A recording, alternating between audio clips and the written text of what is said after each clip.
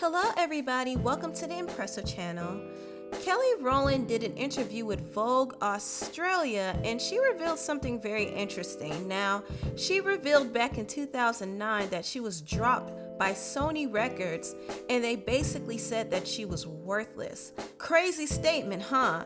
If you don't know, Kelly was signed to Columbia, which was under Sony when she was in Destiny's Child.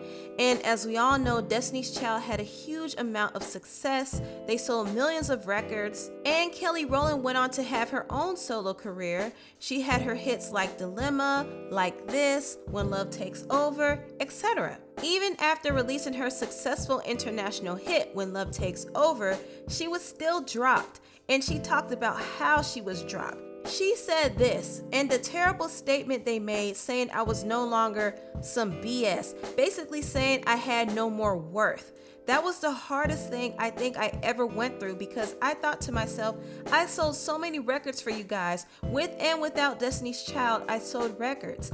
Then I had a record When Love Takes Over with David Guetta. That was #1 in I don't know how many countries, and I was like, okay. This is really sad to me, and it's a shock as well because I didn't know the reason behind Kelly Rowland getting dropped. I always assumed that maybe she didn't sell enough records. You know, her album Miss Kelly, it didn't really sell as much records as her first album did. So I always thought to myself, okay, maybe she's trying to find her direction, but she still had hits and she was still making the label money. So I don't understand why she was dropped in such a harsh way. For the label executives to tell her that she's worthless is completely messed up, and it's really opening my eyes to how these artists are disposable to these labels. And I hate to bring this up, but I have to. I see colorism playing a factor here as well.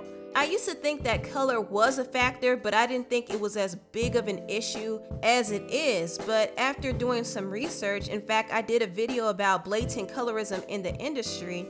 If you haven't seen it, check it out. But after doing some research, I realized that, wow, this is a real thing. There is some serious discrimination going on. And I do think that Kelly was affected because for a label to tell you that you're worthless after you sell them millions of records is really messed up, really messed up. So Kelly had to deal with a lot, and a lot of times I always questioned, okay, why doesn't she have the same drive as her bandmate Beyoncé? I mean, they both grew up together, they both had the same training, they both practiced together, so why doesn't she have the same drive? Well, Kelly had some cards working against her that Beyoncé didn't have, and I know some people will be in the comment section talking about, well, Beyoncé got to where she is because she's light-skinned.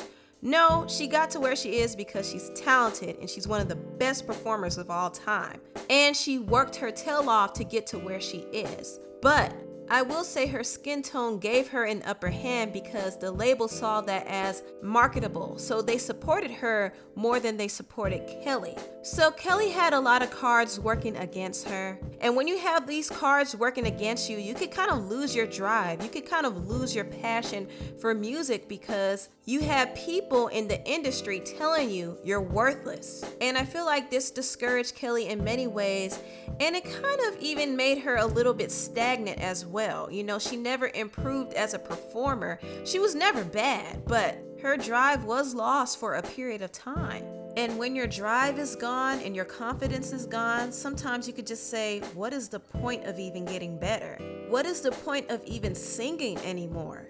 You know, this is what Toni Braxton went through a few years ago. She wanted to retire from music because she did not like the business. And who knows, Kelly might have been thinking the same thing at one point. But you know what? That didn't stop Kelly because after she was dropped, she went on and signed to another record label and released Motivation off of her album Here I Am, and that did very well.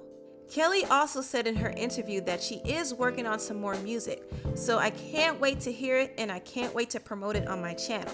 Anyway, tell me what you all think about this whole situation down below. Please like, comment, and subscribe and share this video if you care. Thank you so much for watching, and I'll see you next time. Bye!